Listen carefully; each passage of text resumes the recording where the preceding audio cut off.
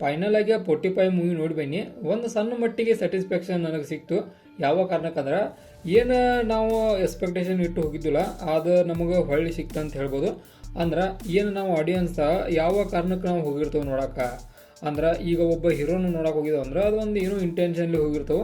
ಆ ಇಂಟೆನ್ಷನ್ ಪರ್ಫೆಕ್ಟಾಗಿ ಮ್ಯಾಚ್ ಆಗುವಂಥ ಮೂವಿ ಅಂತ ಹೇಳ್ಬೋದು 45.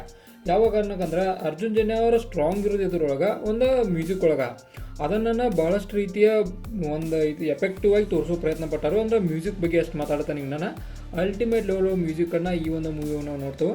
ಆನಂತರ ಇನ್ನು ಸ್ಟೋರಿ ಲೈನ್ ಮಾತ್ರ ಬೆಂಕಿ ಅಂತ ಹೇಳ್ಬೋದು. ಯಾವ ಕಾರಣಕ್ಕಂದ್ರೆ ಫಸ್ಟ್ ಮೂವಿ ಆದರೂ ಕೂಡ ಅರ್ಜುನ್ ಜನ್ಯ ಅವ್ರದ್ದು ಒಂದು ಚೊಚ್ಚಲ ಮೂವಿ ಅಂತ ಹೇಳ್ಬೋದು ನಾವೀಗ. ಆದರೂ ಕೂಡ ನಮ್ಮ ಸ್ಟೋರಿ ಲೈನನ್ನು ಭಾಳಷ್ಟು ಗ್ರಿಪ್ ಆಗಿ ಇಟ್ಕೊಂಡು ಹೋಗಿದ್ದಾರೆ. ಅಂದ್ರೆ ಪೂರ್ತಿ ಮೂವಿ ನಾವು ಮುಗಿಯೋ ಮಟನೂ ಒಂದು ಎಲ್ಲೂ ಕೂಡ ಗ್ರಿಪ್ ಮಿಸ್ ಆಗೋದಿಲ್ಲ. ಅಂದ್ರೆ ಕಂಪ್ಲೀಟ್ ಮೂವಿನ ಕಂಪ್ಲೀಟಾಗಿ ನೋಡೋ ಉತ್ಸಾಹ ನಮ್ಮೊಳಗೆ ಇರ್ತೈತಿ. ಆ ಕಾರಣಕ್ಕೆ ಗ್ರಿಪ್ ಎಲ್ಲೂ ಮಿಸ್ ಆಗಲಿಲ್ಲ ಅಂತೇಳಿ ನನಗನ್ನಿಸ್ತು. ಆನಂತರ ಒಂದು ಸಣ್ಣ ಮಟ್ಟಿಗೆ ಡಿಸಪಾಯಿಂಟ್ಮೆಂಟ್ ಕೂಡ ಆಯಿತು. ಅದು ಏನಪ್ಪ ಅಂದ್ರೆ ಒಂದು VFX ಒಂದು ಏನಾರ ಚಲೋ ಮಾಡಬೇಕಿತ್ತಂತ ಅನಿಸ್ತು ಇನ್ನೂ ನೀಟಾಗಿ.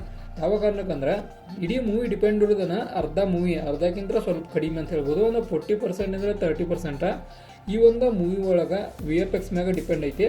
ಹಂಗಿದ್ದಂಥ ಸಂದರ್ಭದೊಳಗೆ ಒಂದು VFXನ್ನು ಇನ್ನೂ ಕೂಡ ಚಲೋ ಮಾಡೋ ಚಾನ್ಸ್ ಭಾಳ ಇರಬೇಕಾಗಿತ್ತು. ಅದನ್ನು ಎಲ್ಲೂ ಹಿಡಿದಾರಂತ ಅನಿಸ್ತು. ಇನ್ನೂ ನೀಟ್ ಚಲೋ ಮಾಡಬೇಕಾಗಿತ್ತು. ಯಾವ ಕಾರಣಕ್ಕಂದ್ರೆ ಎಲ್ಲ ಆರ್ಟಿಫಿಷಿಯಲ್ ಆಗಿ ಕಾಣತಿತ್ತು. ಅದನ್ನು ನೀಟಾಗಿ ಚಲೋದಂಗೆ ಮಾಡಿದರೆ ಇನ್ನೂ ಕೂಡ ಮೂವಿ ಬೆಟರ್ ಆಗೋ ಚಾನ್ಸ್ ಭಾಳ ಇತ್ತು.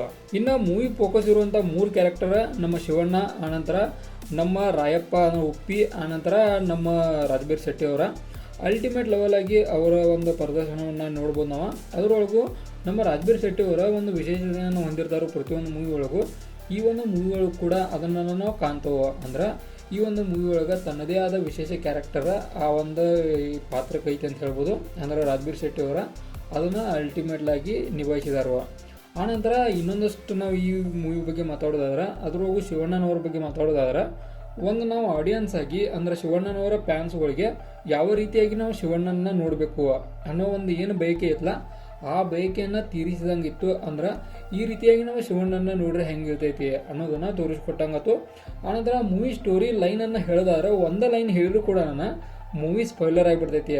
ಅಂದ್ರೆ ಅಷ್ಟು ಡೀಟೇಲ್ ಆಗಿ ಐತಿ. ಅಂದ್ರೆ ನೀವು ಒಂದು ಲೈನ್ ಹೇಳಿದ್ರೆ ಸಾಕು ಮೂವಿ ಬಗ್ಗೆ ಕಂಪ್ಲೀಟಾಗಿ ಮೂವಿ ಸ್ಪಾಯ್ಲ್ ಆಕೈತಿ. ಆ ರೀತಿ ಒಳಗೆ ಐತಿ ಮೂವಿ ಸ್ಟೋರಿ ಲೈನ. ಆದ್ದರಿಂದ ನಾನು ಎಲ್ಲೂ ಸ್ಪಾಯ್ಲ್ ಮಾಡೋಕ್ಕೆ ಇಷ್ಟಪಡೋದಿಲ್ಲ. ಮೂವಿ ಹೋಗಕ್ಕೆ ನೀವು ನೋಡಿರಿ, ಅವಾಗ ನಿಮಗೆ ಅರ್ಥ ಆಕೈತಿ.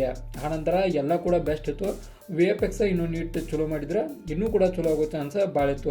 ಇನ್ನು ಮೂವಿ ನೋಡಿ ಬಂದ ಮೇಲೆ ಆ್ಯಸ್ ಅ ಆಡಿಯನ್ಸ್ ಆಯ್ಕೆ ಒಂದು ಸ್ಟಾರನ್ನು ಕೊಡೋದಾದ್ರೆ 5 ಸ್ಟಾರ್ಗೆ 4 ಸ್ಟಾರನ್ನು ಕೊಡ್ತಾನೆ. ಕಾರಣ VFX ಒಳಗೆ ಇನ್ನೂ ನೀಟ್ ಬೆಟರ್ ಮಾಡಬೇಕಿತ್ತು. ಆನಂತರ ಒಂದು ಎಲ್ಲೋ ಮಟ್ಟಿಗೆ ಸಣ್ಣ ಮಟ್ಟಿಗೆ ಆ VFX ಒಳಗನ ಒಂದು ಲೋ ಅಂತ ಹೊಂಟು ಬರ್ಬರ್ತಾ ಲೋನ ಹಾಕೊಂಡು ಹೋತು. ಆ ಕಾರಣಕ್ಕೆ ಅದನ್ನ ನೀಟ್ ಬೆಟರ್ ಮಾಡಿದ್ರೆ ಮೂವಿ ಇನ್ನೂ ಕೂಡ ಚಲೋ ಆಗೋ ಚಾನ್ಸ್ ಭಾಳ ಇತ್ತು. ಆನಂತರ ಪ್ರತಿಯೊಂದು ಏನೇನು ಕ್ಯಾರೆಕ್ಟರ್ಗೂ ಬಂದಲ್ಲ ಅವಾಗ ಕ್ಯಾರೆಕ್ಟರ್ ಡಿಸೈನ್ ಏನದಲ್ಲ ಅವು ಬೆಸ್ಟ್ ಒಳಗಿದ್ದು. ಅದನ್ನು ಕೂಡ ಒಂದೊಂದು ಆ್ಯಕ್ಟರ್ಸ್ದಲ್ಲಿ ಒಂದೊಂದು ಸಣ್ಣ ಮಟ್ಟಿಗೆ ಮಿಸ್ಟೇಕ್ಗಳನ್ನು ನಾವು ನೋಡ್ತೇವೆ. ಅವು ನೀಟ್ ಇದನ್ನು ಮಾಡಿದರೆ ಮೂವಿ ಚಲೋ ಆಗೋ ಚಾನ್ಸ್ ಭಾಳ ಇತ್ತು. ಆ ನಂತರ ಅದೇನಾರ ಬೆಟರ್ ಆಗಿದ್ರೆ 5 ಸ್ಟಾರ್ಗೆ 5 ಸ್ಟಾರ್ನ ಕೊಡುವಂಥ ಮೂವಿ ಅಂತೇಳಿ ನನಗನಿಸ್ತು. ಇನ್ನು ಇದ್ರೊಳಗೆ ನೀವು ಯಾರಾದರೂ ಮೂವಿ ನೋಡಿದ್ರೆ ಮೂವಿ ಯಾವ ರೀತಿಯಾಗಿ ಐತೆ ಅಂತೇಳಿ ಕೆಳಗಡೆ ಕಾಮೆಂಟ್ ಬಾಕ್ಸು ಕಾಮೆಂಟ್ ಮಾಡಿರಿ. ಯಾವ ಕಾರಣಕ್ಕಂದ್ರೆ ನಿಮ್ಮ ಅನಿಸಿಕೆ ಕೂಡ ಇಂಪಾರ್ಟೆಂಟ್ ಆಕೈತಿ. ಯಾವ ಕಾರಣಕ್ಕೆ ಇದಾಗಿತ್ತು 45 ಮೂವಿದ ರಿವ್ಯೂ. ಇದೇ ಥರ ನಿಮ್ಗೆ ಇನ್ಫಾರ್ಮೇಟಿವ್ ವಿಡಿಯೋಗಳು ಬೇಕಾದ್ರೆ ಚಾನಲ್ ಸಬ್ಸ್ಕ್ರೈಬ್ ಮಾಡ್ಕೋರಿ. ವಿಡಿಯೋ ಇನ್ಫಾರ್ಮೇಟಿವ್ ಅವರ ಗೊತ್ತಲ್ಲ ನಿಮ್ಗೆ ಲೈಕ್ ಕೊಟ್ಟು ನಮಗೆ ಸಪೋರ್ಟ್ ಮಾಡೋದನ್ನು ಮರಿಬೇಡ್ರಿ.